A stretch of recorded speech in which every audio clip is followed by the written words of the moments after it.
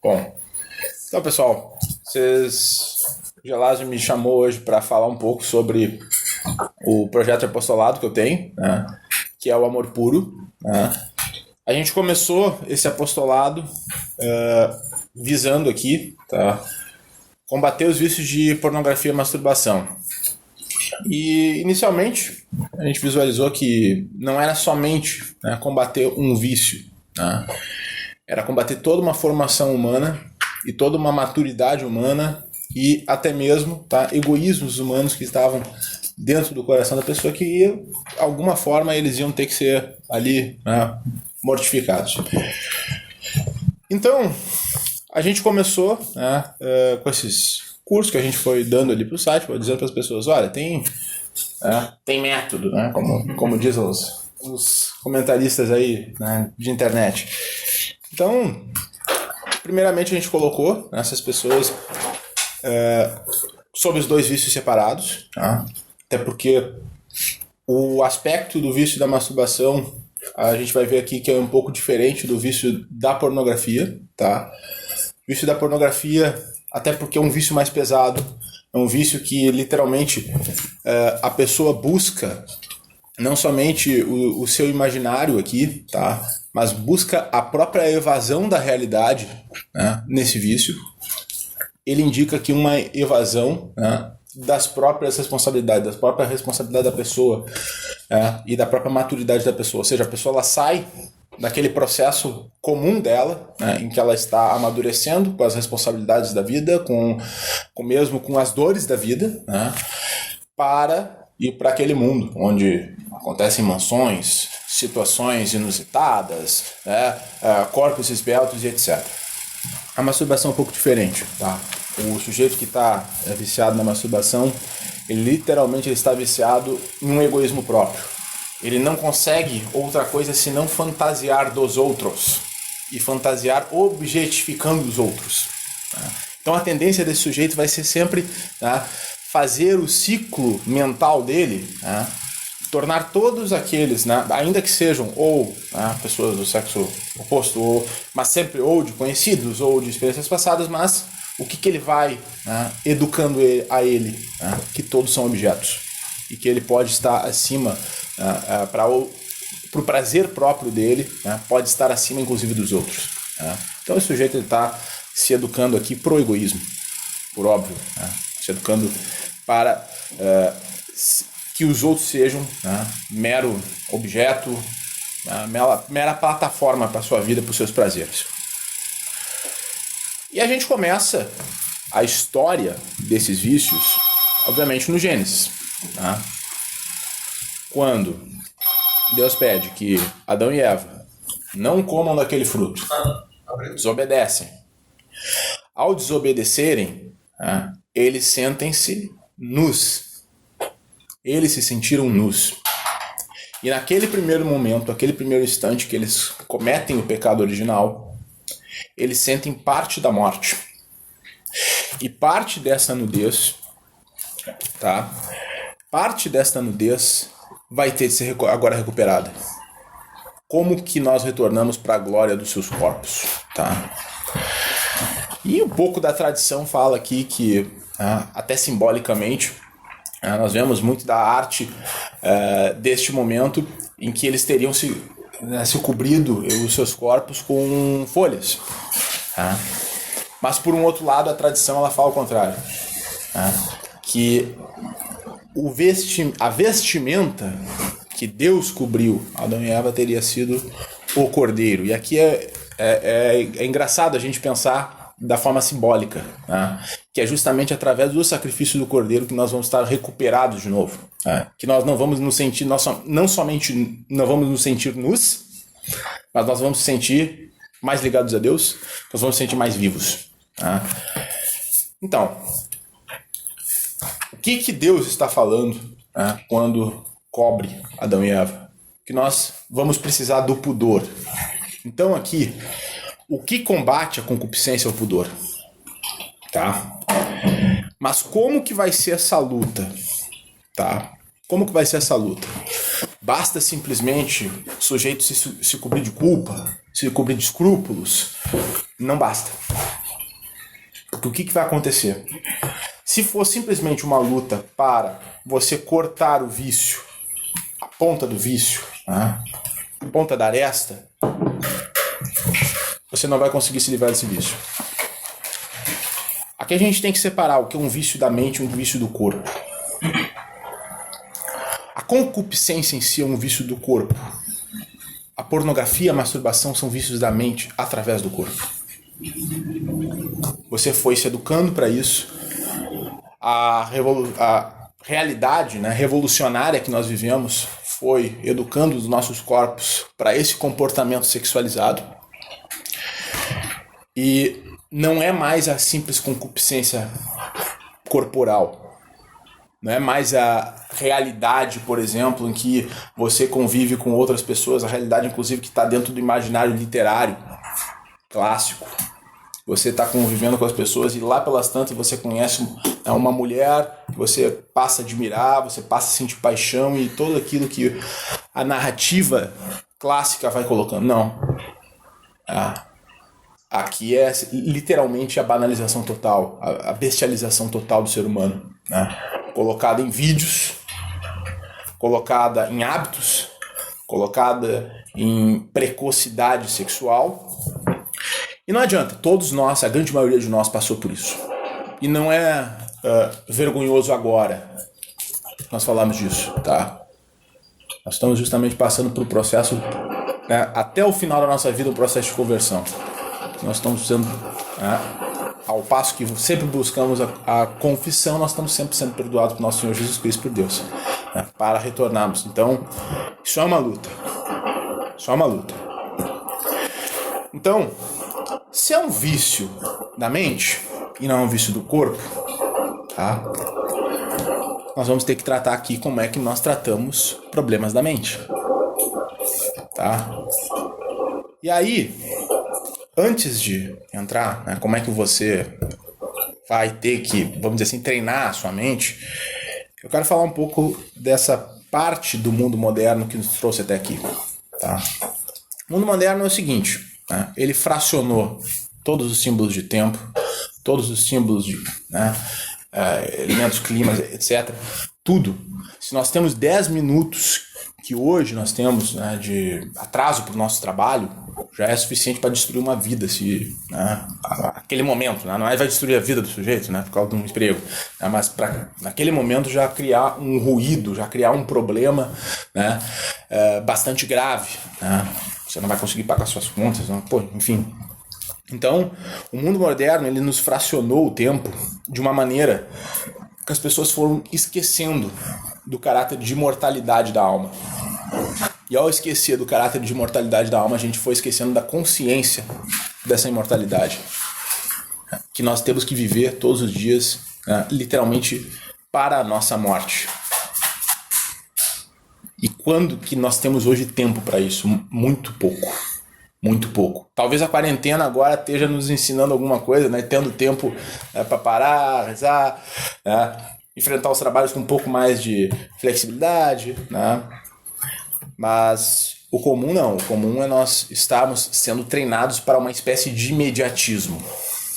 O mundo moderno é imediatista. E com a fração do tempo, né, desse imediatismo, o nosso cérebro foi também treinado para esse imediatismo. Então, como que funciona o nosso cérebro? Ele funciona com recompensas perante penalidades. Se você tem um dia a dia muito duro, seu cérebro vai querer a recompensa no final do dia. E quando ele quiser essa recompensa no final do dia, aí vai ter que entrar, né, a sua formação justamente dessa consciência de mortalidade para dizer o seguinte: agora é a hora que eu vou ter que sofrer, apesar de eu ter tido um dia difícil, apesar de eu ter tido um dia desgastante, agora que é a hora que eu aprendo a sentir a dor. Essa hora. O tempo livre. O tempo livre é o que vai resumir vocês todos. Tá? Então, a vida se tornando mais dura no mundo moderno, cada vez mais compromissos, cada vez mais cedo que a gente tem que acordar, cada vez mais exercícios físicos que você tem que fazer, porque você passa o dia, né, sentado na frente do computador, né? Isso o seu cérebro vai também querendo puxar o máximo de prazer possível que ele pode para se recompensar. Tá? Então, a abertura desses vícios, tá? Levando em consideração que a nossa mente ela está também ligada à memória, tá? Uma coisa são os vícios do corpo. Pô, eu vou morrer, né? Quando eu for pro céu, pro purgatório, ou pro inferno, né? Também existe essa possibilidade, né? Esperamos que ninguém esteja lá. Eu não vou sentir mais fome, eu não vou sentir mais frio, eu não vou sentir mais dores corporais, o meu corpo, né, não vai ser aquele corpo de velho que está o tempo todo me enchendo o saco. Né? Eu não vou sentir mais prazer sexual nem vontades sexuais comuns. Mas as lembranças da memória? As lembranças da cena pornográfica? Lembranças da fornicação, né? Isso você leva. Isso você leva. E aí, não significa, obviamente, que você vai para o inferno, né? Mas sua vida pode ser um inferno. Perdendo aquilo.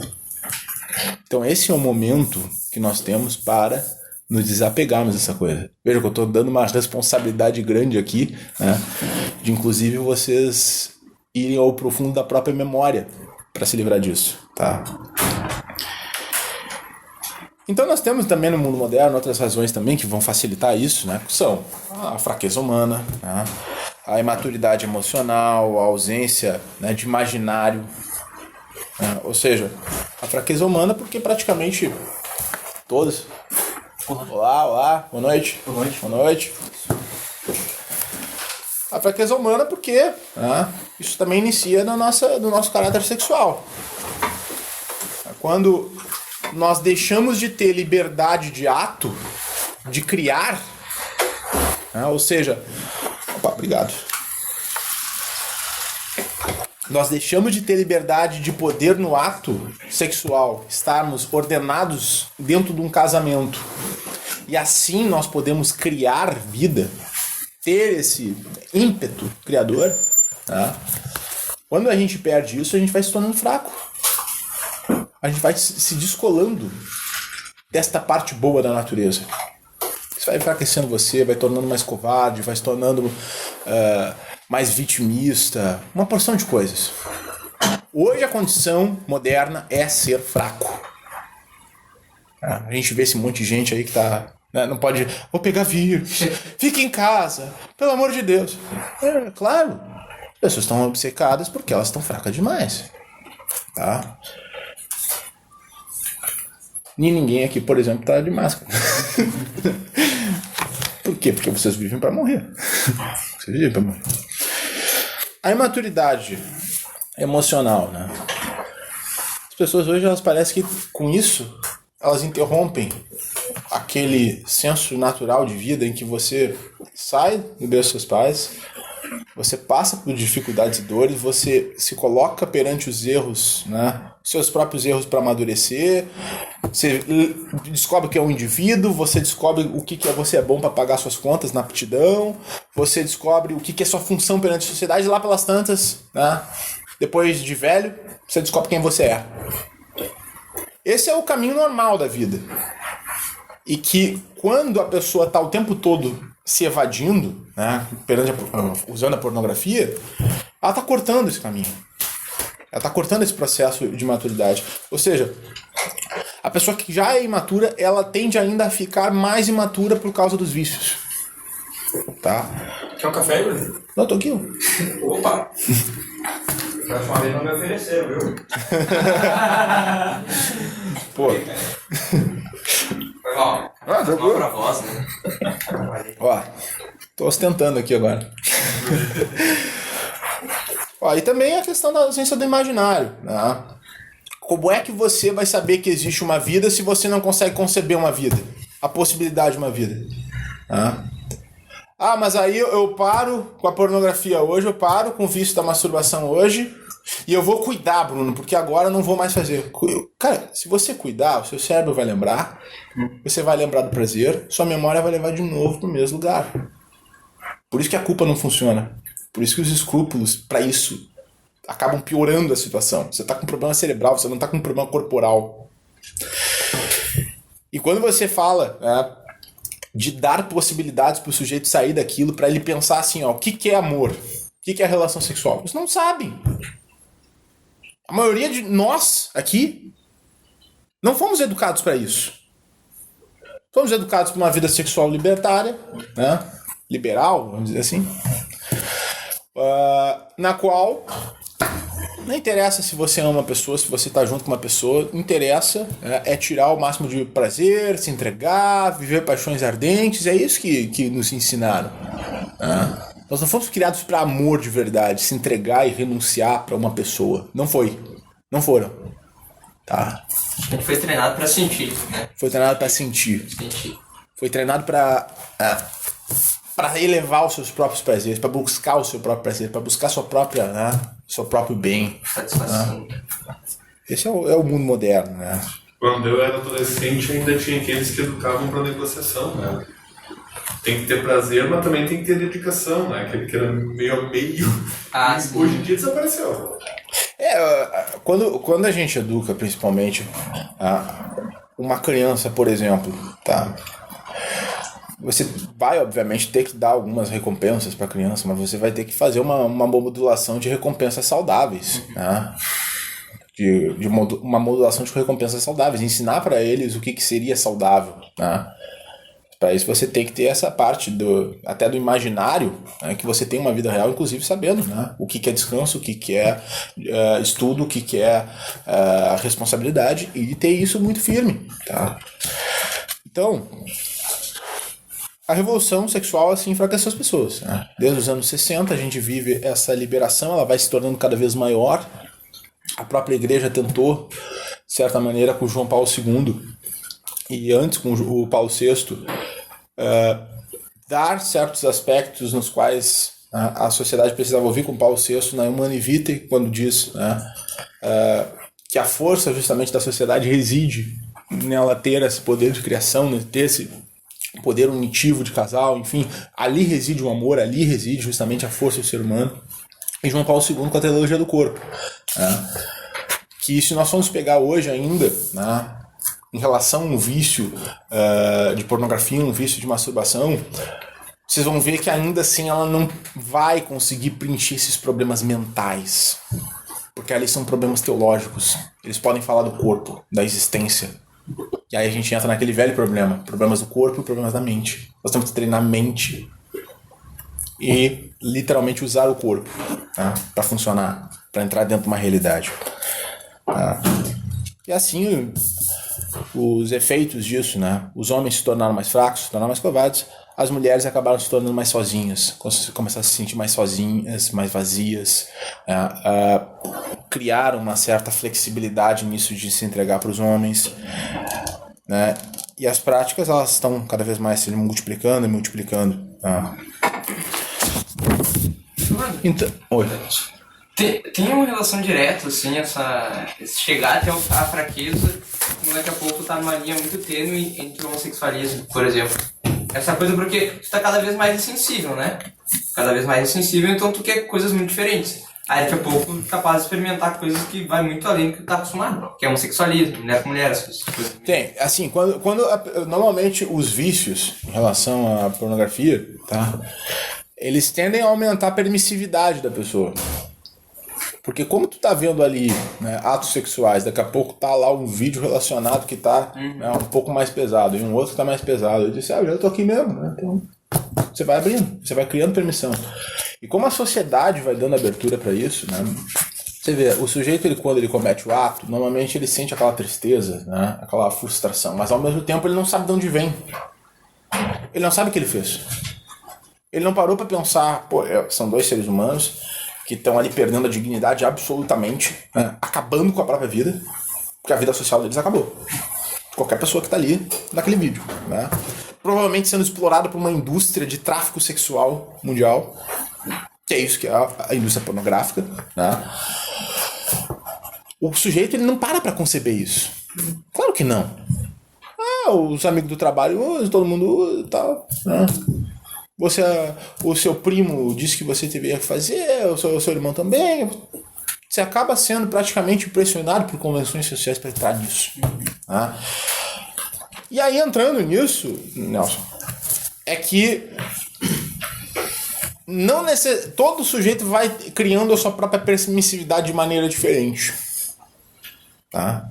O cérebro deles vai funcionando com a permissividade de maneira diferente. Tá? E a indústria sabe disso, por isso que eles criam esse monte de categorias e cada vez mais perversas e mais perversas. Tá? Ao mesmo tempo, a pornografia, para aquelas pessoas que sentem o desânimo, que sentem, obviamente, até beira a depressão disso, porque tá o tempo todo fazendo uma injeção de dopamina muito maior que o teu cérebro pode concentrar. Isso gera cansaço, desânimo muito forte, etc. Mas a pessoa tem que ver que as quedas também são positivas para ela conseguir perceber os problemas. Vício em pornografia, queda em pornografia é sinal de uma vida sem sentido. Não fala aqui do sentido da oração. Você pode estar fazendo oração, pode estar fazendo a disciplina dele. Só que se ele não está fora disso, criando um papel de vida, do qual a vida dele é um resultado disso, um resultado dele acordar cedo, se movimentar e tentar buscar responsabilidades, tentar buscar estudo, tentar se aprimorar. Tá? O que é a vida do jovem? Ela é um eterno movimento até descobrir quem ele é. Essa é a vida de jovem. Você vai descobrir só depois de velho quem é que você verdadeiramente é. O Ortega Gasset dizia: eu sou eu e as minhas circunstâncias. Agora, talvez você não descubra quem é que você é. A não ser que você saia fora da curva. Mas você precisa pelo menos se dar aqui um movimento. E você precisa se sentir neste movimento, neste ciclo virtuoso da coisa, para daí você criar virtudes. Virtudes não se criam simplesmente você pegando o efeito delas, o efeito do vício. Elas se criam você atacando as causas deles. Tá? Então, junto, a pessoa ela vai ter que parar e ver o seguinte: eu tô frustrada, eu tô triste, eu tô incapaz de saber sofrer, tô imaturo, não sei se é sozinho. É um ato aqui, que a pessoa vai ter que parar, vai ter que se autoanalisar e ver por que é que eu tô ainda usando. Por que a minha cabeça não está num projeto legal, em ambições legais de vida? Por que isso não está acontecendo? Por que a minha vida não está acontecendo? Literalmente. Por que a minha vida não está acontecendo? Tá? Como que eu ganho sentido e eu esmago este vício? Tá? Então,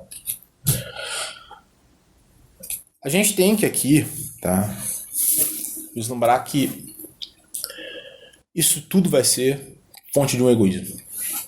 Você tem que ser sincero quanto a isso. Isto é um egoísmo meu. Tá? E agora eu vou entrar aqui, principalmente em cada um deles. O vício da masturbação, ele está muito mais linkado à questão, à falta de noção da entrega. Tá? Por que da entrega? Eu não consigo me entregar aos meus objetivos, eu não consigo me entregar às minhas responsabilidades, eu não consigo me entregar às pessoas. Tá? Por quê? Porque eu estou o tempo todo criando este auto-mimo, que vai me tornando cada vez, vai me educando para objetivos mais baixos. Então, imediatamente, eu posso pensar numa pessoa, tirar o prazer sexual. É tudo o imediatismo, é tudo a impaciência, e é tudo eu preciso agora. Custe que custar, eu preciso agora. Tá? Como é que você ataca a masturbação? Tá? Vocês vão ver.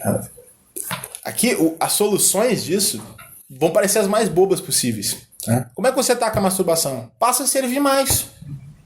Passa a servir mais. Passa a se sacrificar mais pelos outros. Pensa naquela pessoa, né, que você está o tempo todo fantasiando e diz como é que eu faço bem para essa pessoa. Eu passo a respeitar, eu passo a entrar na realidade sem querer me fechar neste mundo onde tudo é o meu prazer, onde tudo é o meu imediato. Começa por aí. Como é que eu sirvo os outros? Como é que eu me renuncio pelos outros? Tá? Então, e também redesenhando o imaginário, tá? Para masturbação, se você está fantasiando demais, é muito bom que a gente tenha o hábito de fazer leituras que desenvolvam as nossas possibilidades na realidade. Tá? Porque quando você pega um livro de literatura, aqueles problemas, aquelas narrativas, aquelas possibilidades são as possibilidades da nossa realidade. Né? E quando você começa a perceber isso, você diz, opa, né? Eu não vi ninguém fazendo isso aí que eu faço. Eu não vi, né, ninguém praticando as coisas assim. Mas é claro, né? Você tem que estar confessando isso para si mesmo. Tá? Eu estou usando. Eu estou querendo que os outros me satisfaçam nesse sentido. Eu estou querendo prazer imediato. Tem que confessar isso. Tem que confessar isso. Esse é o primeiro passo. E depois de desenhar o imaginário, você enfrentar a dor da coisa. Tá? Como é que vai enfrentar a dor? Depois começa o poder, vamos dizer assim, a abstinência, né, a querer falar. Como assim eu não estou sendo recompensado, vai dizer o seu cérebro? Como assim eu não posso usar as pessoas, vai dizer o seu cérebro? Como assim eu não tenho este mimo, eu não posso ter o prazer imediato? Eu cheguei no trabalho, eu fiz minhas tarefas, cumpri meus prazos, estudei 2 horas por dia e você está dizendo que eu não posso fantasiar com aquela moça do Xerox, por exemplo. Né? Como assim? Tem que se educar nesse sentido. Tem que se educar nesse sentido. Tem que ver quem que você vai servir. Quem que você vai começar a literalmente querer despender a sua renúncia. Tá? E pensar que é assim que você se coloca a sua maturidade. Tá? O seu poder de amar. Aqui a masturbação está muito a ver com o poder de amar, porque o sujeito que ele está entrando no imediatismo moderno, ele não quer mais amar. Ele entrou literalmente no mesmo ciclo das relações sexuais casuais. Ele pode não ter percebido isso. Não, é um crime sem vítimas. Não pode pensar. É um crime sem vítimas. É claro, idiota. A vítima é tu. A vítima é tu. Realmente, não é a moça do Xerox que está sendo atacada. É tu. É tua consciência. Está se fechando cada vez mais. Né? Já a pornografia já é bastante diferente. Porque a pornografia não é só a fantasia, como eu disse para vocês. Não é só o fechamento da consciência em si mesmo. A pornografia é você sair literalmente deste mundo. Você sair literalmente deste mundo para ir para o mundo onde não somente você tem prazer imediato. Acontece da maneira mais inusitada. Acontece sem compromisso. Você não precisa casar, passar por um problema de ter que casar com uma pessoa. Sofreu a espera do noivado. A luta da castidade do namoro. Tá ali. Dentro de uma mansão, você vendo ainda, corpos até mais bonitos que você, Só que isso vai, obviamente, aí a pornografia ela vai sendo muito mais violenta que a masturbação. Por quê? Não é só o egoísmo, não é só te tirar da realidade, não é só te tirar das responsabilidades, é te matar, cara. É te matar com dopamina até que você perca aqui o sentido de vida. Ela tem maior poder de penetração até, né? Claro. Que é guardar na tua memória depois. A dopamina liberada e concentrada, a dopamina, né? O cérebro de todos nós aqui tem dopamina, tá? Nós estamos sempre liberando dopamina e serotonina, mas só que a níveis naturais, tá? Quando a gente cumpre uma tarefa, tá liberando serotonina, dopamina, tá? Conseguiu, né? Fazer suas tarefas do dia, sentimento de conquista, legal, é isso, tá? Só que quando você passa a dizer pro seu cérebro, não, eu vou dar isso aqui vai ser muito melhor que as tarefas chatas cotidianas, né? Vencer as tarefas chatas cotidianas. Né? Aí o sujeito que já está com aquele senso de simplicidade perdido, tá? Dentro do mundo moderno, ele já vai indo para algo muito mais agressivo. Muito mais agressivo, que aqui nós estamos falando em algo semelhante ao sujeito cheirar um rastro de cocaína. Esse é o poder não só de liberação de dopamina no cérebro, tá? Que a pornografia pode proporcionar, mas também o poder de vício dele. E é por isso que é um dos vícios mais... É a droga mais utilizada do mundo e é um dos vícios mais tristes. Deve atacar cerca de 70% das pessoas tranquilamente. Tranquilamente. Tá? Então por que a pessoa está viciada em pornografia? Isso a gente vai vendo pela experiência ali do amor puro, principalmente. Normalmente, pessoas que são casadas, né, procuram. E normalmente as esposas são aquelas que mais ficam desesperadas, porque aí elas perguntam assim, por que meu marido está desesperado? Alguns acham que não tem problema, outros, claro que bobagem, né? O cara está sendo, obviamente, displicente com ele mesmo. Outros simplesmente querem se livrar. Aí a primeira pergunta que eu faço, ele está frustrado com a vida? 100% das respostas são sim. 100% das respostas são sim. Normalmente, o que leva a pessoa a querer evadir da realidade para ir para a pornografia é porque aquele jogo chamado vida não é suficiente para ela. Não é suficiente para ela. E falando em jogo, né?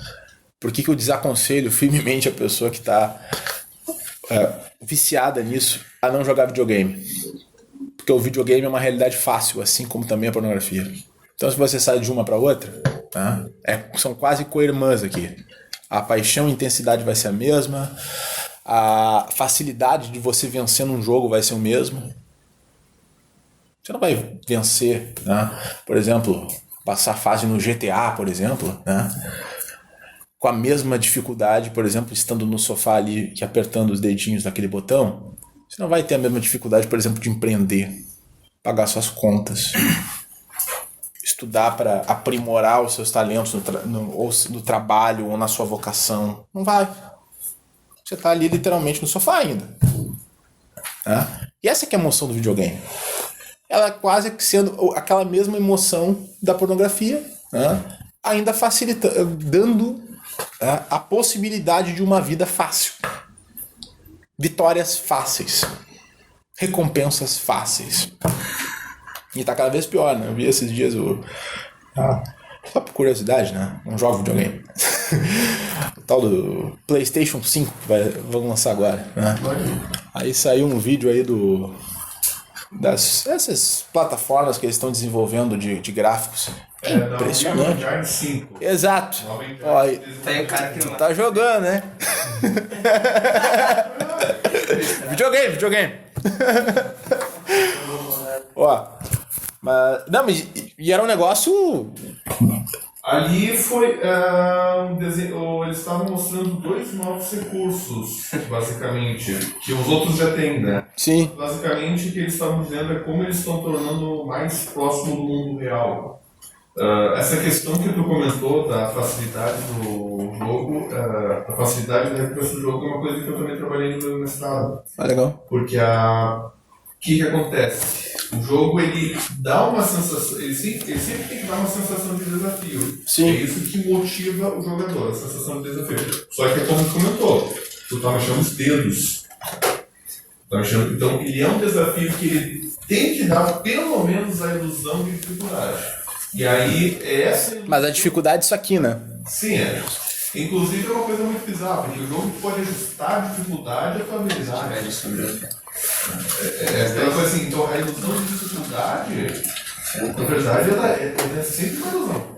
Se o jogo fosse simular de fato a realidade, ninguém jogava, né? Então, essa aqui é a verdade. É bem recorrente no mundo dos jogos. O pessoal diz, tal coisa é realística, tal coisa não é realística. Imagina, o GTA é tão real que tu tem que despertar às 6 horas da manhã, ir pro trabalho, fazer teus prazos, pagar teus impostos, tirar as notas fiscais, fazer o balanço. Ninguém ia jogar essa porcaria. Dá pra matar policial, assim, a outra. Esses jogos tipo Second a Life gente perde. são muito interessantes. Sabe? O mais interessante do Second Life é aquilo que não tem na vida real. Exatamente. Poder voar.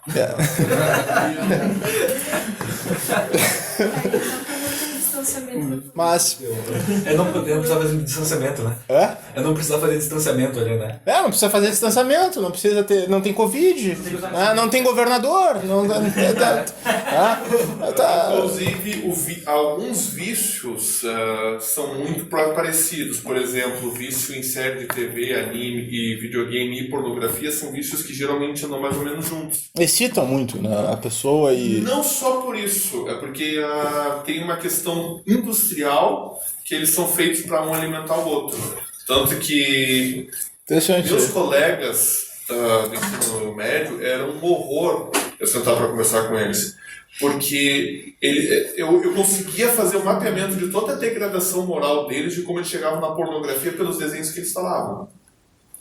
Tá? É um horror. E assim, tem aquela coisa, tem os leves, aí os leves te acostumam a outra coisa, e daí tu não fica mais preocupado com os mais pesados e vai descendo, e quando tu pensa, nossa, eu já vi barbaridade, tu olha assim, não viu todas as barbaridades que tem. Chega a ser assustador algumas coisas que as pessoas comentam. Eu tenho um relato, assim, uma vez que estava tendo uma conversa, assim, segundo ano do ensino médio, e o pessoal tava conversando, né, comentando da sexta-feira passada o que eles tinham feito. Cheguei pra casa de um colega, e aí eles fizeram assim, ó, vai ser uma noite orgia, vai ser mulher com mulher, homem com homem, e eles contando isso com uma normalidade, assim, convidando mais pessoas. Eu fiquei, meu Deus. E olha que eu era bem perverso, assim, né, porque, meu Deus, perderam os limites básicos, assim, né. Um negócio que... Eu ia te perguntar o futebol, assim, ver um jogo do Colorado. Tem um problema, assim, o jogo do Inter, pelo menos? Não, é que assim, ó, não vamos pegar coisa com neurose, tá? Eu não tô dizendo pra vocês, não tô proibindo vocês de nada. Tem videogame, por exemplo, que não vai atrapalhar o cara. Eu jogo 2 horas, 1 hora por dia, tá? Eu não tô dizendo aqui, não é uma proibição, tá entendendo? Só tô dizendo o seguinte, pega primeiro as responsabilidades e joga a tua vida em responsabilidades assim, ó, pra saber errar. Diz assim, entra naquele ciclo sem medo, tá? De acordar de manhã, movimentar a tua vida, aí depois tu pensa assim, ó, agora eu preciso dar uma relaxada.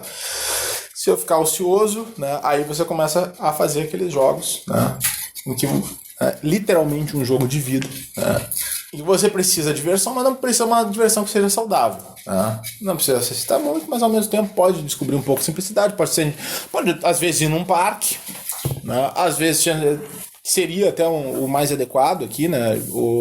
Muita gente até utiliza como conselho a pessoa literalmente assim, ó, se está muito pressionada, se está muito compulsiva, tá?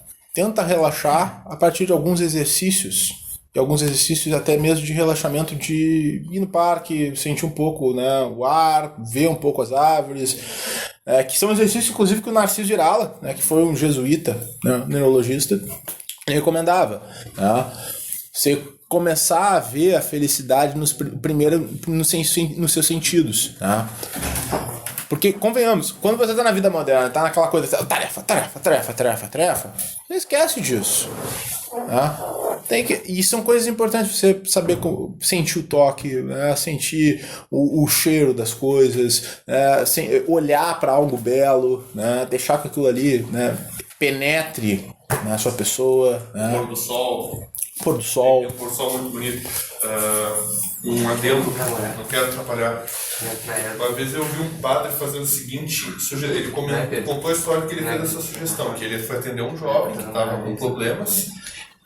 Não era nenhuma coisa muito grave, mas ele deu uma dica pro jovem que foi a seguinte: coloca o videogame numa dificuldade mais alta. O cara fez uma semana, voltou lá todo irritado, não sei o que, não, porque ficou não sei o que. Tu tem que aprender a se frustrar. Por quê? Então, quando tu coloca numa dificuldade mais alta, a ilusão de desafio muda completamente, então tu realmente está sendo desafiado, e aí tu tem que fazer, então tu é obrigado a te desacomodar. Né? Então esse foi o choque que ele deu. Outra coisa que também é importante: excesso de videogame faz as pessoas não gostarem mais de videogame.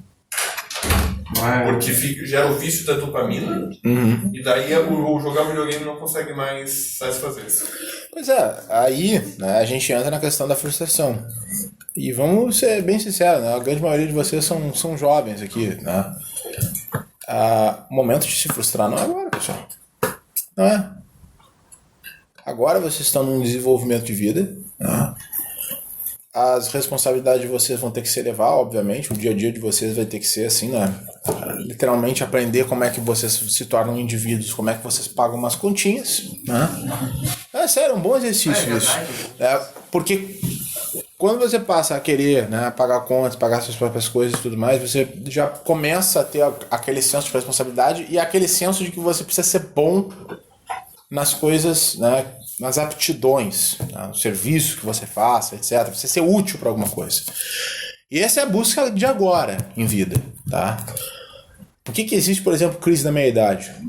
Porque chega, às vezes, o cara já está com seus 50 anos de idade, ele para e diz: o que eu fiz da minha vida? O que eu fiz da minha vida? Eu não fiz nada. Eu busquei minha aposentadoria, eu busquei, né, o meu emprego, e agora isso aqui não está me preenchendo. Claro, não se movimentou, ficou só... Isso é um dos aspectos que eu acho importante aqui dizer para vocês. Não é emprego que eu estou falando. Estou falando de movimento em vida. Criar movimentos, né, até querendo fugir do simples emprego, né, buscando coisas maiores para vocês, tá, mas manter esse movimento. Se não manter, principalmente o sujeito que já está com problema de frustração, isso aí já vai acarretar ele retornar, pensar no vício e, obviamente, o cérebro vai estar lá para novamente lembrá-lo o como não era. Então o segredo aqui é movimento, tá? Então, e também a questão de escrever a própria história, tá? Por que escrever a própria história? Isso tem muito a ver com a questão do imaginário, tá? Mas aqui o imaginário é implantado literalmente na vida real. Como que você está escrevendo a própria história, narrando a própria história? Tá trabalhando? Tá se renunciando? Tá sacrificando? Qual é que é o verbo? O verbo que caracteriza a sua vida? Esse é o ponto, tá? E saber, obviamente, cair, tá? Sempre digo para as pessoas que estão procurando o amor puro. Não é como você, né? Bruno, tô uma semana sem, tô um mês sem, tô 6 meses. E claro, tem aquelas pessoas que dizem: eu estou há 8 meses, estava 8 meses sem, agora eu caí. O que aconteceu? Acabou. Caí e não vou. É um lapso. Também é como a pessoa se levanta. Aqui, como eu disse, a pornografia, a masturbação, elas são, tá? Elas são sintomas de uma vida, tá? Que ainda precisa suas adequações. Não significa, obviamente, não vamos ser aqui orgulhosos, né? Nem de embelezar, eu sou o grande que vai superar isso aí eu tiro de letra, e nem enfeiar a coisa, tá? Piorá-la do que ela realmente é. Lapso é um lapso. Lapso apenas indica que existem coisas ainda a serem mudadas e ponto. Não que você não progrediu, tá? Por isso que eu digo, sempre esse exame de realidade, confessar de fato o que são os próprios desejos, confessar exatamente o que né, embasa a sua narrativa, né, o que embasa a sua vida hoje, isso é muito importante, tá? Principalmente, se sentiu frustrado, o que está acontecendo? O que está acontecendo? Eu acho que é isso. Né? Podemos...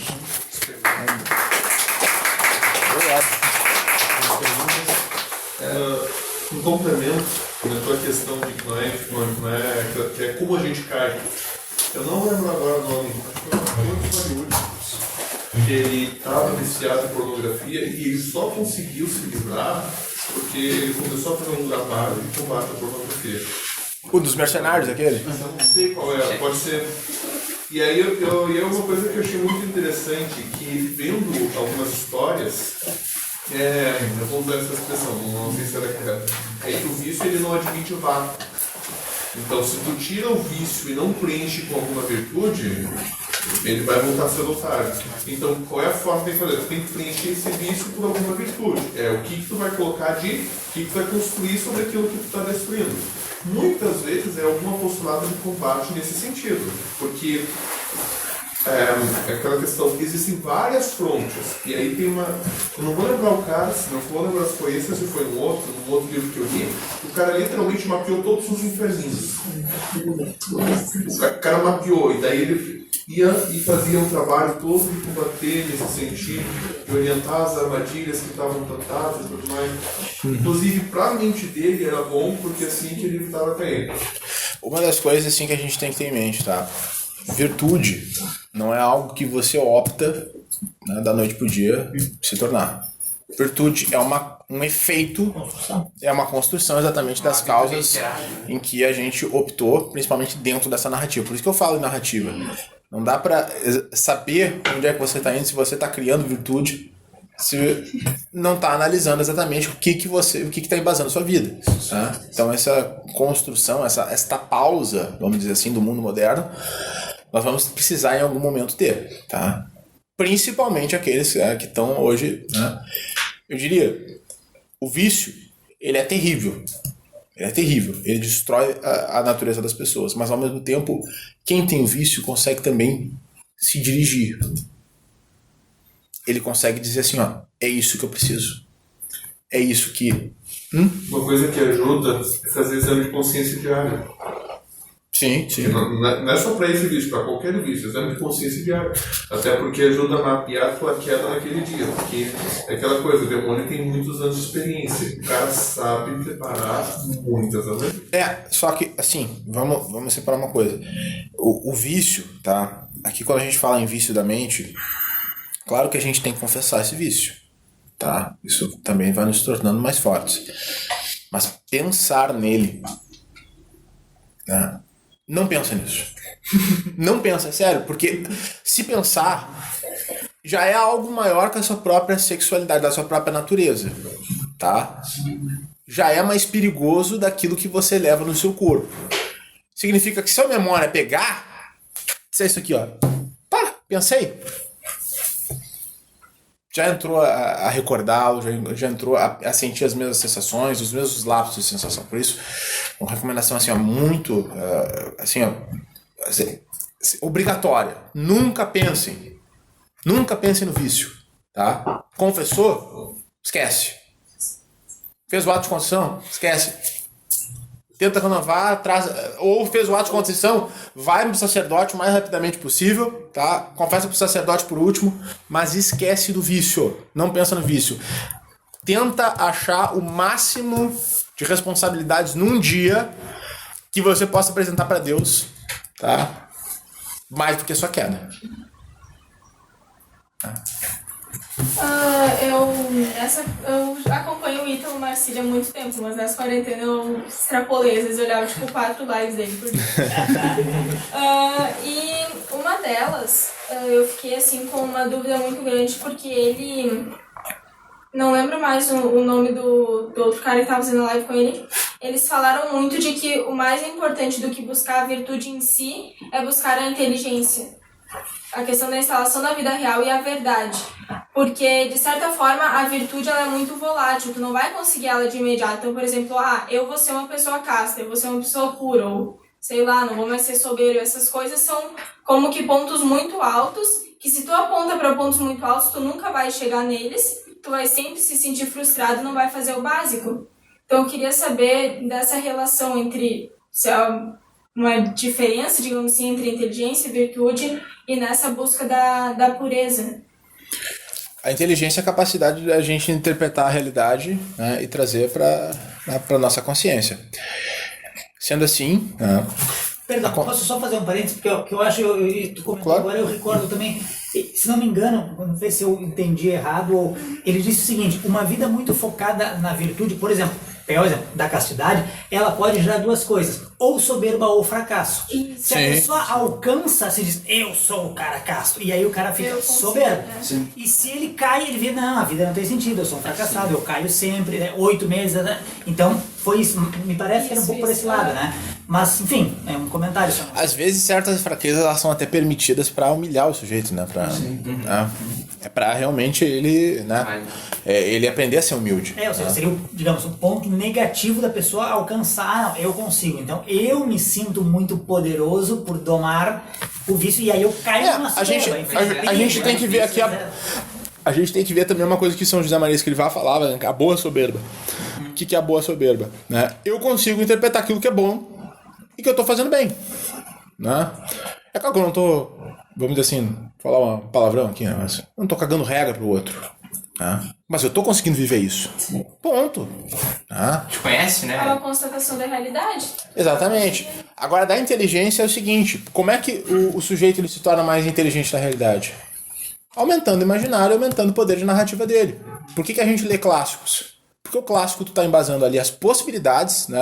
Aqui os 4 discursos de Aristóteles, né? A poética, que é a ciência das possibilidades, a retórica, que é a ciência da narrativa, a dialética, que é a apresentação, né, da própria verdade com alguns elementos, e a lógica, que é a verdade refutável. Quando a gente lê clássicos e lê literatura, a gente está nos 2 primeiros. A imaginação está criando possibilidades, tá abrindo a tua cabeça para criar uma espécie de mapa, né, que tu já interpreta situações humanas. Eu me lembro, né, o François Mauriac, ele tinha lá os problemas com a família. Eu lembro que o Fyodor Dostoiévski também tinha, né, lá nos Irmãos Karamazov. Eu lembro. Tu vai começando a perceber certos aspectos, né, de uma realidade que era muito mais profunda, muito mais experimentada que tu. Né? Então, e ao mesmo tempo tu tá aprendendo ali o próprio exercício da retórica para exercer a própria narrativa. Quando a gente lê histórias, a gente aumenta essas possibilidades de ver a realidade e a gente aumenta também o poder de contar a nossa própria história. Eu disse, agora que eu li, né, o Balzac falar, né, sobre ganância, eu não quero isso aqui. Agora, isso aqui é das virtudes, né, de conhecer a realidade, né, isso eu quero. Isso que eu quero. Aí a gente começa a fazer as separações. Um negócio muito massa, que eu tava lendo um romance da Érico Veríssimo. E que eram vários personagens, assim, bem distintos. Passava de uma página pra outra, uma outra história de outro personagem, né? E que no fim se ligava. Que era um rapaz, assim, que ele criou desde da escola, desde o fundamental, a amizade com uma moça. E desde o início ela sempre olhava pra ele como quase um filho. Ela levava ele pela mão, protegia ele dos coleguinhas, sabe? E os dois cresceram e seguiram com essa amizade. E eles começaram a pensar em outras coisas. Ele começou a ter um certo interesse por ela e ela por ele. Só que ela não conseguia sair disso, dessa visão de que não, mas eu não consigo ver ele sendo um homem forte, trabalhando, sustentando uma casa. Porque eu sigo vendo ele como um filho. E eu pensei, eu nunca posso deixar minha namorada me ver como alguém que ela tem que proteger. Não, ao contrário. Ela tem que ver em mim um herói que protege ela. Claro. Eu fiz essa associação, tem sentido isso, sabe? Isso que é a parte boa do imaginário, do romance, de tu ver história narrativa. Que aí tem o contrário, o problema é que as pessoas que só lêem livro muito técnico, elas conseguem entender algo, mas elas não conseguem aplicar. Elas acabam chegando, tenho amigos assim que gostam de ler, não lê romance, não conhecem a linguagem, e não formam o imaginário bem, que acabam pegando essas questões mais técnicas, chegam até alguém e não sabem como aplicar. Se tornam maquininhas, né? Exatamente. Elas se tornam, na verdade, eles entram no próprio fracionamento da realidade, ficam presos no mundo da técnica, né? neurotizando aquilo ali, né? Porque eles não sabem aplicar na realidade, né? A não ser que... mas o meu chefe mandou isso aqui, porque aí a técnica assim, porque... Que nem o pessoal dizia assim, mas Bruno, eu achei o artigo tal da Constituição que diz que o governador ele não pode me prender porque eu não tô usando máscara. Aí eu disse, parabéns, tu e outros 1 milhão de advogados no Brasil também acharam. E estão aí dizendo como é que essa lei não está sendo, como é que a Constituição não está sendo. A Constituição, mas a Constituição.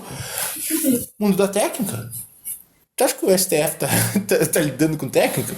Não tá lidando com técnica. Então, não é nem ativismo judicial mais que eles fazem, é literalmente a corrupção da coisa. Se a lei escreve assim, eu faço outra. Desculpa, mas até um gancho não tem muito a ver com a palestra, mas com isso claro. Que você está falando agora, que a coisa foi sendo trazida para esse lado, falando de literatura. Um pouco de tudo, essa loucura que nós estamos vivendo agora, tem muito a ver com isso. Independentemente de intenções, más intenções e grandes projetos elaborados, etc., que já vem ocorrendo há mais tempo, realmente esse império do especialista, da especialidade, ou seja, se eu digo assim, eu sou médico, que eu estou há 30 anos especialista em tumor no dedo mindinho da mão esquerda, autoridade. Isso é... Logo tu tem que usar máscara, inclusive. Só que o cara... Logo... Isso, só que o cara chega e diz, aí vem outro que diz, não, mas eu sou especialista em cílio do olho direito. Ambos talvez estejam bem intencionados e tenham razão, mas falta a pessoa da ideia geral. E aí falta muito isso, falta uma literatura, falta acesso. Mas, e uma coisa durante esse... Enfim, pensando um pouco nisso ao longo desses dias, eu lembro de algo relativamente recente, 2015, né? Às vezes, o professor Olavo disse, que passou há 2 anos atrás, as pessoas já dizem que... Mas em 2015 teve um filme bem famoso, daquele do jogo da imitação, do Alan Turing, não sei se vocês estão lembrados. Tá lembrando daquele filme? Vocês estão lembrados daquele filme? Aquele filme teve até uma... Foi muita gente assistiu. E aquele filme tem uma cena, tem um momento, eu não sei, acho que ninguém lembra, ou de repente alguém botou, eu não vi assim, essas questões de internet, mas aqui tem um momento ali muito significativo e muito aplicável para hoje. Eu não sei se vocês lembram, quando eles descobrem o segredo do código, descobriram o segredo do Código Nacional Socialista. Aí eu quero assim, tá, vamos aplicar. Aí assim, este navio está indo aqui e será afundado. Vamos evitar esse ataque. E ele diz, não. Porque se nós atacarmos esse navio, eles vão se dar conta. Vamos guardar o código para o desembarque da Armada. E aí a menina diz assim, mas o meu irmão está naquele navio, lembra disso aí? Uma coisa emocionante. E o cara diz, é triste, mas vamos sacrificar esse punhado de vidas em nome de algo muito maior. Aquilo ali foi uma coisa popular, foi um filme, muita gente assistiu. Se eu não me engano, ele fala assim, se a gente salvar essas vidas, a gente pode não salvar mais amanhã. Exatamente, ou a humanidade não salvar muito. Aí entra numa coisa assim, você vai brincar de Deus. Tipo, faz é uma cena forte, mas assim... E ele fica, eu acho que ele fica em silêncio, se não me engano. Exatamente, tipo, eu não tenho como responder isso. Ou seja, e eu não sei aquilo, claro, mal comparando, mas é uma situação agora. Claro que tem muitas razões e muitos elementos e muitas análises, mas assim, mas então agora fica todo mundo em casa. Mas e aí? Então é um pouco isso, desculpa, fomos longe, né? Mas essa parte de uma maior integração e o todo, e a questão humana, porque a sexualidade faz parte, ela deve estar ordenada dentro do ser humano. Agora, se eu destaco isso aí, é só aquilo ali, é só aquele prazer, é só aquele prazer, fica pobre, Se eu pudesse destacar assim, o que é a solução de todos esses problemas, eu diria, síntese da própria vida. Como que é a síntese da própria vida? Tem que estar narrando a tua própria vida. Tem que estar, pelo menos, querendo descobrir até onde tu vai querer chegar. Não vai... Não tô dizendo assim, o cara tá com 20 anos de idade, tá saindo recém do colégio, tem que saber o que tu quer. Essa é a maior aberração do mundo moderno, né? Que é a chamada vestibular. Né? Já passa por uma educação moderna. Com 18 anos tu tem que saber o que tu vai ser. O que tu quer da tua vida, né? Tu já sai de uma lavagem cerebral chamada educação moderna, né? Que não te ensina a pensar, apenas a agradar os outros, agradar teu professor, agradar teus pais e seguir, né? Rigorosamente aquele negócio, pra chegar, né, o momento que tu diz assim, tu gosta de ser advogado? Eu gosto. Então vai pro direito. Tu quer ser médico? Como é que Por que tu quer ganhar dinheiro? Também, né? Então, assim, a gente tem esse aprisionamento no mundo da técnica, né? Se nós formos ver, assim, analisarmos bem, né? A Siri começou do nada aqui. Nem te chamei, né? Mas se nós formos ver, assim, bem o fundo do mundo da técnica, há uma manipulação hoje das próprias profissões técnicas. Pra quê? Pra torná-las mais baratas. Profissões mais difíceis, as pessoas terem que querer procurar mais, porque esse aqui dá dinheiro, porque o advogado dá dinheiro, porque o engenheiro dá dinheiro. Mas todo mundo foi. Todo mundo é agora advogado. E aí? Pois é, tem todo mundo é engenheiro. E aí? 5, né? Não, o Brasil eu tem mais advogados no mundo, tomado o resto do mundo todo. Demais aí parece também, né? vão responder o seguinte: não, mas tu tem que fazer, tu não tá fazendo certo, tu não fez a pós-graduação. Né? Aí, pronto, vai lá o sujeito, né? Quanto é que custa? R$3.000, né? Um semestre. Tem que fazer a tal da pós-graduação. Círculos do inferno de Dante, né, cara? Exato. Definiu perfeito. Tá? Ou seja, quando é que acaba o mundo da técnica? É o tempo todo. Exato. Uma enganação pra lá pelas tantas alguém chegar e dizer o seguinte, cara, não tem. Não tem. Sabe? E isso. Não, desculpa, vai. Isso que tu comentou é muito interessante perceber no universo do nerd, assim, animes, essas coisas, filmes e jogos, porque está ficando cada vez mais fácil tu fazer uma animação, tu desenvolver um jogo, só que as histórias estão ficando cada vez piores. Por quê? Porque os caras estão querendo pegar os elementos mais estúpidos de narrativa, que é o mimimi da vida, e querer fazer daquilo uma narrativa épica. Não funciona, fica horrível. E aí eu tenho alguns conhecidos que são ateus, os caras olham assim, cara, isso aqui não é uma história boa. O cara é super técnico, sabe programar, não sei o quê. Mas na hora de conseguir a narrativa, ele é horrível. E aí o que acontece? As técnicas estão ficando cada vez mais simples. E aí, daqui a pouco, chega um cara que sabe fazer meia dúzia de coisa técnica muito ridícula, faz um jogo, um filme que vai bom. Por quê? Porque a história é boa. Às vezes, até quem tem o domínio da narrativa, se tu for ver, né, tá indo pela baixeza de narrativa, até para se aproveitar do fato que as outras pessoas não vão estar querendo se levar. São poucas pessoas que vão querer, por exemplo, pare para ler Dostoiévski. Cara, eu vou ver meu Netflix, quer dizer. Tá? Pegue, por exemplo, a pessoa mais perversa do país. Tá? Não é o Cláudio Holmes. Tá depois do Cláudio Holmes. Que é o Felipe Neto, pra mim. Nossa, cara. É o Felipe Neto. Por quê? Leu muita literatura, tem poder de imaginar, tem narrativa. E usa isso pra quê? Vídeo do Minecraft. Minha casa explodiu no Minecraft. Minha piscina de Nutella. E pra quê? Só pra ganhar dinheiro. Só pra ganhar dinheiro. Então, se a gente for ver hoje as pessoas que têm sempre poder de narrativa, né, e chega no momento assim, agora eu estou vendo demais, agora eu vou fazer isso. Peguem, por exemplo, tá? O Lula, que é uma narrativa mais desenvolvida que o João Santana. Lula, o pai dos pobres, ele pegou um cara que era bêbado, que era um sindicalista que jogava tanto pro lado patronal quanto do lado do trabalhador, que era informante da ditadura militar, né? E que era ainda comunista, e colocou ele na presidência do Brasil, criou uma lenda do Lula. Que é isso? Poder da narrativa.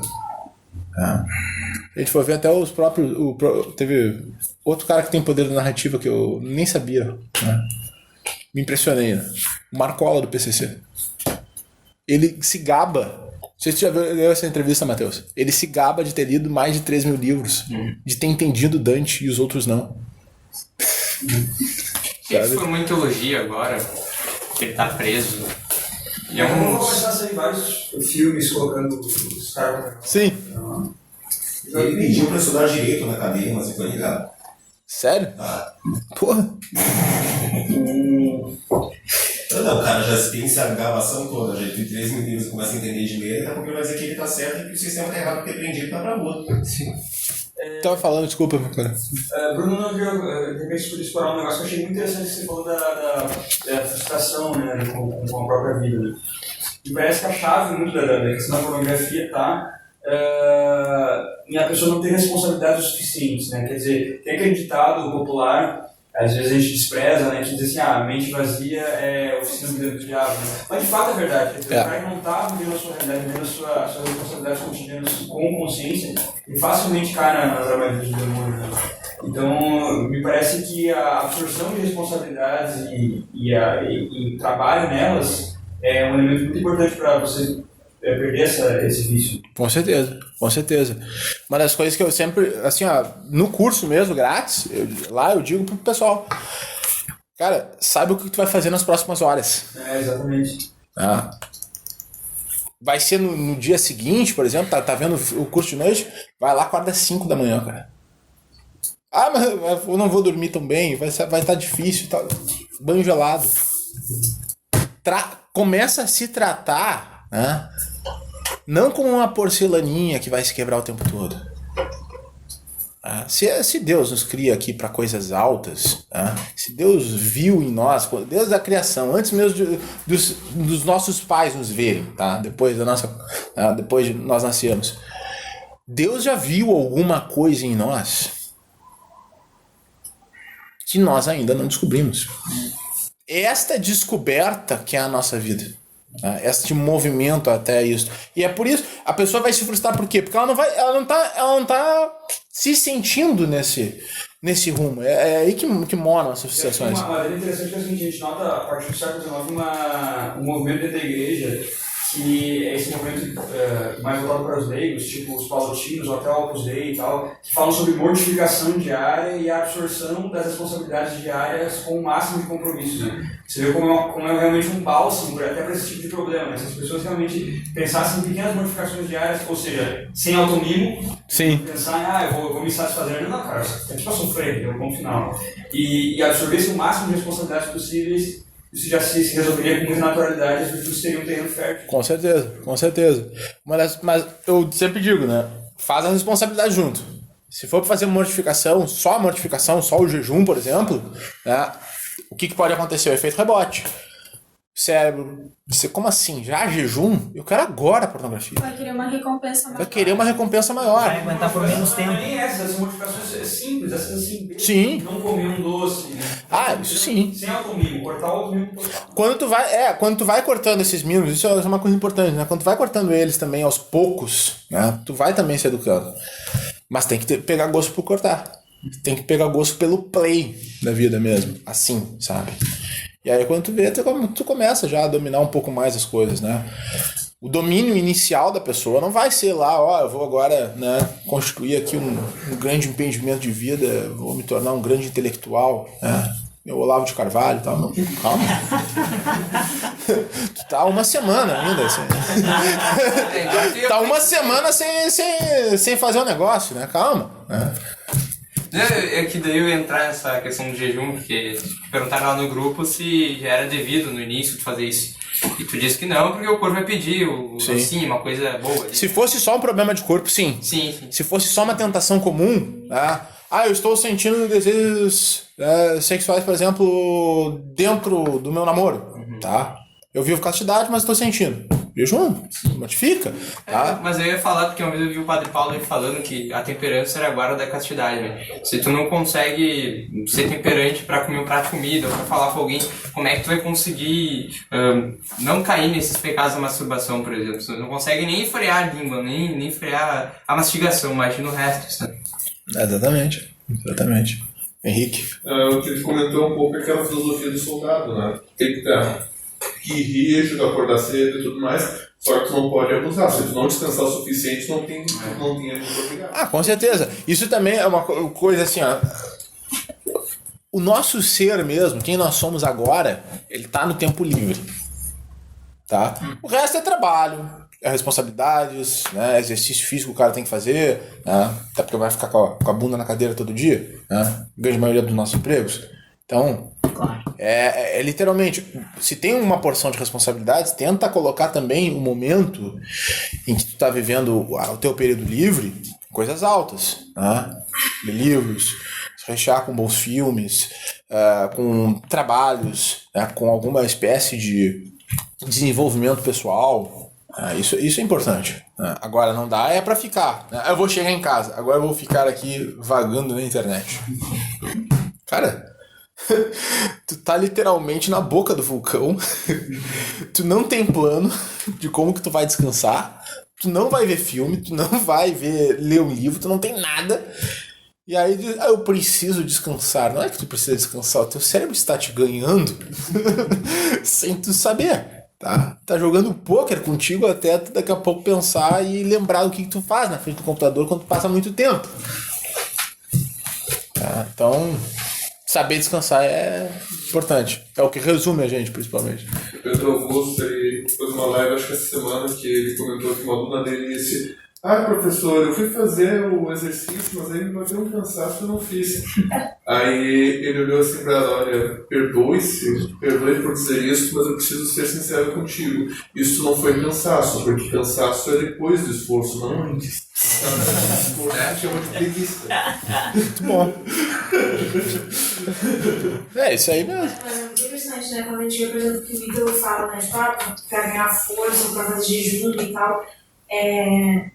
Bom, antes eu fazia isso, fazia bastante exercício e também fazia o jejum intermitente que tu faz.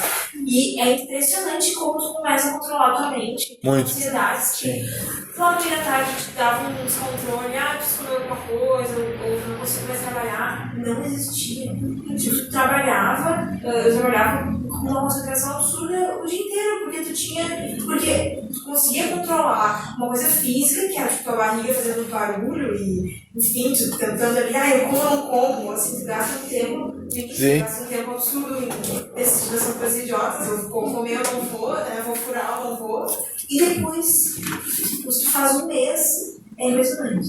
Não, isso é um ponto que tu tocou aí da alimentação. Muitas pessoas elas perguntam assim: se a alimentação tem a ver? Tem. Principalmente a alimentação moderna. Olha só. Isso que a Júlia acabou de falar, tá? São essas novas dietas que estão surgindo agora, tá? O jejum intermitente, dieta cetogênica, low carb. Que o pessoal descobriu o seguinte: o corpo humano ele não foi feito para queimar energia de glicose. Tá? Como é que a gente queimava antes? Comia um arroz, o amido fazia a tua glicose subir, teu corpo ia lá e queimava.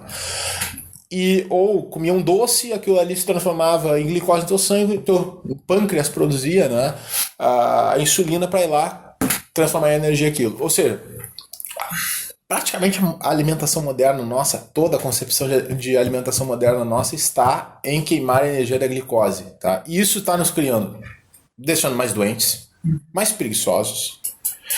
O pâncreas nosso, quantas pessoas a gente não sabe que não, já está falhando o pâncreas, já está falhando o fígado, já está... e diabetes, principalmente diabetes tipo 2. Tá? Então assim, isso na verdade, isso que descobriram, que foi acho, uma das coisas mais incríveis que descobriram nos últimos tempos da área médica, é o seguinte: o teu corpo tem a capacidade não de queimar glicose, mas reservas gordurosas dele mesmo. Tá? E aí o que acontece? O cara começa, depois de uma certa adaptação, que vai passar bastante mal, bastante desagradável nos primeiros dias, porque ele literalmente ele vai estar baixando a pressão, vai sentir aquelas fraquezas. Quem é que já fez essa dieta aí? Levanta a mão, por favor. Eu fiz jejum intermitente já várias vezes. Já tem, isso aí já tá, ainda bem, as pessoas já estão descobrindo isso aí, né? E é importante que descubram, porque a atenção muda, a disposição muda. Só para vocês terem uma ideia, né? O glúten hoje, de dentro do nosso trigo, obviamente, você sabe, né? O trigo de hoje não é o mesmo trigo que a gente tinha há 500 anos atrás, tá?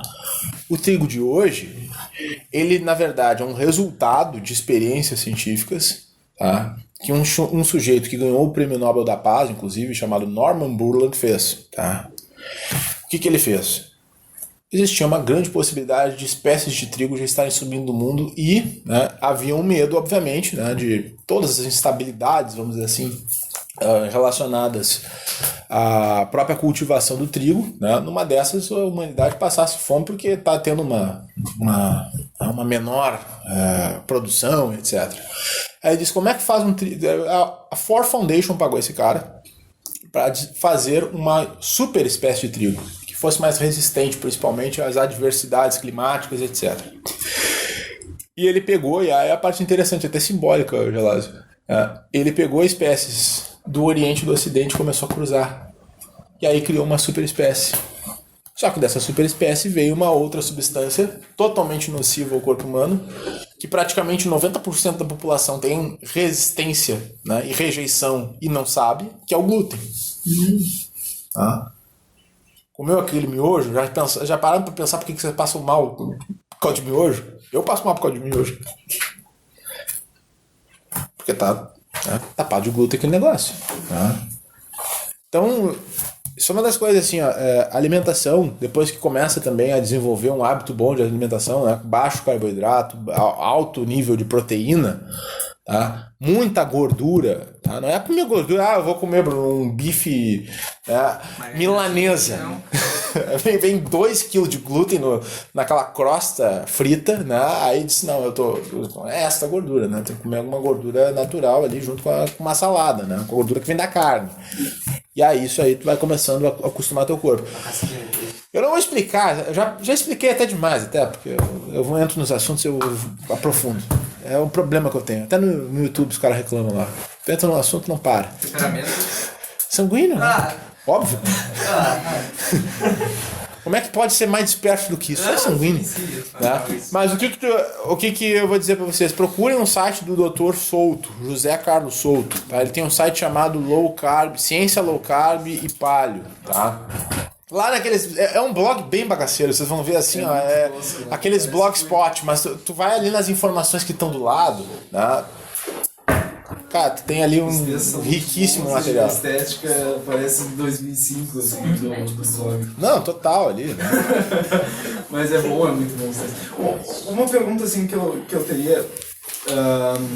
é um assunto que eu até queria me aprofundar um pouco mais, que eu cheguei a ouvir, estava ouvindo uns podcasts esses tempos, e alguém comentou sobre, só que é um assunto assim, dentro desse âmbito da pornografia que eu nunca me aprofundei, que é como que isso é usado, não sei se tu tem alguma experiência disso, como técnica de controle de massas, assim. Ótima pergunta. Porque daí a pessoa ali que estava dando a explanação, que eu estava ouvindo, ela estava dando exemplos que em alguns países, assim, do Oriente Médio, ou até na invasão dos Estados Unidos ao Iraque e tal, se fazia uma distribuição em massa de pornografia para como se fosse anestesiar a população, principalmente a população masculina, né, que ela ficasse fraca e não tivesse essa condição de resistência, assim. Então, se tu tivesse alguma coisa sobre isso... Olha só, lembra que eu falei que a pornografia ela te tira a noção da realidade, né? E que a masturbação ela vai te tornando egoísta na medida em que tu vai criando mundinhos dentro da tua cabeça, né? A partir disso, a gente tem que pensar, o que é o maior bem que Deus nos deu? Liberdade. A partir da liberdade, né, nós também temos aqui, tá, inseridos numa realidade, um ato único de amor e que nós podemos também criar a partir desse amor. Quando tu tira isso e quando tu passa a modificar, na verdade, a finalidade do ser, tá? O que é a finalidade do ser? Ele é amar outra pessoa, né? Às vezes continuar a criação, né? Ter essa parte delegada que Deus deu para te criar. E quando tu rompe com isso e tu começa a banalizar esse instrumento, tá? Tu começa a ficar sem sentido, tu começa a sair da realidade, tu começa a ficar burro, tu começa a ficar covarde, tu começa a ficar uma porção de coisas, tá? Tu fica viciado, não é porque é o vício, porque tu tem muito mais vícios do que virtudes, tá? E é assim, até o Aldous Huxley, que quando escreveu O Admirável Mundo Novo, né, ele colocou ali uma sociedade, né, que era governada por um poder central, né, pelo Ford, né, e aí lá pelas tantas é uma sociedade hipersexualizada que a partir inclusive da própria infância já é educada sexualmente, né? E que lá pela escárnio, né? Exatamente. E lá pela parte da juventude, né, já era entregue drogas para que pudessem suportar. Sim. E aí no prefácio desse livro Aldous Huxley responde, né? Ele que já era um membro da Sociedade Fabiana, né? Ou seja, das concepções, inclusive, de um mundo melhor, entre aspas, né? Uma bela de uma bosta. Melhor pra eles. Junto com outros tantos, como A.J. Wells, que fazia ali as primeiras ficções, inclusive, de extraterrestres, essas coisas assim, né? Começou com eles ali dentro. Mas o Aldous Huxley, ele fala o seguinte: eu quis conceber uma espécie de sociedade onde a ditadura fosse amada. Percebe isso? Por que a pornografia... Fica em casa. Não, por que ninguém proíbe pornografia? Eu ia te perguntar, tem meios de tu proibir um absurdo desse? Porque é um negócio tão permissivo e tão, vamos dizer assim, viciante. Se a novela tem hoje pornografia, né? Não, mas eu digo assim, a pornografia é excesso. Por que não tá proibido? Internacional de pessoas, né, tipificado como crime, mas ninguém faz nada, ninguém acha nada e ninguém age porque é uma massificação, né? Digamos assim, tem pessoas tão grandes dominando isso que ninguém chega neles. É também uma boa resposta. Michael Jones, eu não tenho dominar de alguns motivos. E ele coloca que o argumento que foi utilizado para liberar a pornografia nos Estados Unidos é liberdade de expressão. Isso dali é sensacional, porque entra naquela questão seguinte: como é que tu vai demonstrar? Para te convencer muitas pessoas a proibir a pornografia, tu tem que mostrar que isso dali não é liberdade de expressão. Sim. E aí tu tem que revisar todo o conceito de liberdade. Você não pode ter liberdade como valor em si mesmo. Na verdade, assim, é um pouco do conceito até uma explicação resumida seria: a liberdade de expressão é a liberdade de expressar a verdade. Tá? Não existe liberdade de expressão para uma mentira. Exato. Tá? Não existe uma prisão, né? Não existe liberdade de expressão para ofensa. Existe liberdade de expressão para verdade. E a pornografia, ela rompe com isso. Com certeza. Porque ela censura a verdade. Com certeza. Pornografia em si já é uma prisão, né? Então não tem conceito nenhum de liberdade que tu possa ter com uma droga concebida, né? Com efeitos de droga, com danos de droga, com vício, compulsão de droga, tudo. Tem liberdade essa porra. Isso aí? Deu? E aí, deu. Pode falar. Só um comment. É interessante que a gente vive, na verdade, uma cultura pornográfica, porque agora você tem, por exemplo, food porn. Esses dias eu vi um Instagram que era apartment porn, que era os apartamentos super bonitos pra você ficar olhando e admirando aquilo, ou aqueles vídeos de comida, tudo é perfeito, assim, né? Tudo é muita alta definição. Tem os de carro também. Tem os de carro mesmo. O Bruno vê os de linha de galo. Não tem nenhum delegado aqui, né? É uma cultura que te aprisiona nessa percepção, assim, de prazer daquela coisa ali, não que ela é de fato. Não, com certeza. E eu diria até, Matheus, as pessoas elas não estão só incorporando os comportamentos sexuais e os hábitos sexuais da pornografia. Elas também estão incorporando o próprio comportamento. O próprio comportamento, por exemplo, assim, vocês já tiveram a impressão de que, ainda que a gente falasse, por exemplo, de modéstia cristã, né, ou de simplesmente pessoas normais, vagando e tudo mais, existem certos ares de sensualidade que estão dentro do ser dessas pessoas. Uma época... Porque, na verdade... tinham com roupas que hoje as pessoas usam profissionalmente. Exatamente. Mas muito mais no sentido, assim, comportamental. A modéstia em si, ela é uma virtude que vem principalmente de dentro. Ela tá no ser, e como se ela é uma virtude que vem de dentro, ela demanda que tu tenha um exercício dela. Se tu percebe que a pessoa tá, assim, posição sensual, tal, assim, isso certamente ela tá ali, abstraindo isto. Isso é uma coisa que a gente tem que passar e cuidar. Né? O que de fato é verdade e virtude, do que é, na verdade, apenas aparência de virtude. Tá? Porque o mundo, ele está... nós estamos pegando e abstraindo esses símbolos do mundo. Tá? Só que a gente não consegue também controlar. Nós estamos vivendo, nós estamos vivos. Né? Só que...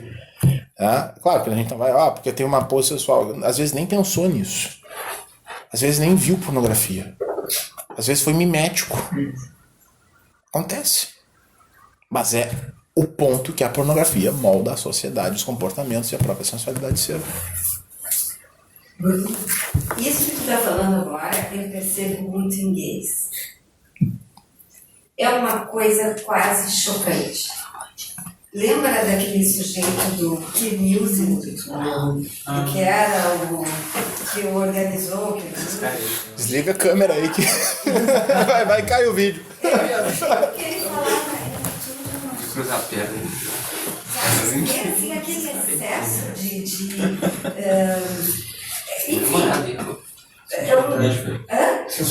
sensualidade, sabe? Uma sensualidade lasciva, um troço que é nojento de perceber. Sim. As coisas elas estão muito interligadas entre si, né? Quando a gente fala, por exemplo, em vícios, a gente também está falando que, por exemplo, a pessoa que tenha tendência à futilidade, que tenha a tendência a, por exemplo, a superficialidade ou mesmo, né, a sensualidade, ela esteja, vamos dizer assim, absorvendo símbolos da pornografia, do mundo do food porn, do mundo do apartment porn, essas coisas, né? Porque simplesmente são mundos em que, né, tu vai gerando... Isso é muito do mundo moderno, né? O poder do pensamento, né? Esses caras, quando começaram esse negócio assim de... Pense que você cria, né? O tal do segredo, né? A maior besteira do mundo, né? O cara diz... Não, e tem caras ali, embusteiros, que diziam, não, eu comecei a pensar dinheiros que começavam a chegar no meu correio e aí... Né? E eles chegavam, depois estavam na outra semana. Hoje eu estou com o meu BMW aqui, né? Ou seja, eles ganhavam as pessoas assim. Por quê? Porque as pessoas já não tinham sentido de vida. Aí elas veem o sentido material, elas acham que essas baixezas aqui são a resposta para tudo, né? Não que, eu quero ter um carro bom. Beleza, bom pra ti, né? Eu quero porque eu viajo melhor. É bom pra ti, tá? Tu consegue perceber essas coisas porque estão na realidade. Agora, porque eu vou, né, passear na Padre Chagas, eu vou pousar ali para as menininhas, essas coisas assim, aí já começa a entrar, vamos dizer assim, num jogo de mimética, né? Que é o mesmo jogo de mimética simbólica. É claro que se a gente for falar disso aqui, ia se estender, né, o dia todo praticamente, né? Porque se a gente fala de símbolos, a gente acaba falando, né? Mas vocês veem, existe uma relação, né, entre símbolos aqui, né? Queria perguntar, voltando ao assunto da pornografia, de masturbação, porque é muito bizarro, assim, eu me tranquilizei muito depois que eu entendi que o demônio age no teu imaginário, na tua memória, né? Porque, bom, eu já tive vida mundana, né? Hoje, graças a Deus, vivo a castidade. Só que uma vez eu tava rezando uma ladainha, cara, e veio uma memória de uma menina que eu me relacionei anos atrás, que eu não lembrava dela há tantos anos. Que coisa é essa? Porcaria é essa? Uma memória nada a ver, assim, sem nexo algum, não tinha relação nenhuma com a minha realidade ali. Não tive isso. Do acesso à memória, né? Não é que o demônio acessa a memória, ele simplesmente acompanha. Então, ele tem, talvez, né, por estar fora do tempo, mais memória do que tu. Mas a sugestão acontece, sim. A sugestão, sem dúvida. Sem dúvida. Por essas horas é que tem que saber glorificar e purificar as intenções. Aquela menina, espero que eu esteja bem, cara. Eu tava com uma saia, assim. Espero que ela esteja bem. Bota na situação de quê? Da ladainha. Saião, tá? Fez a ladainha. Exatamente. Isso aí? Obrigado, vai.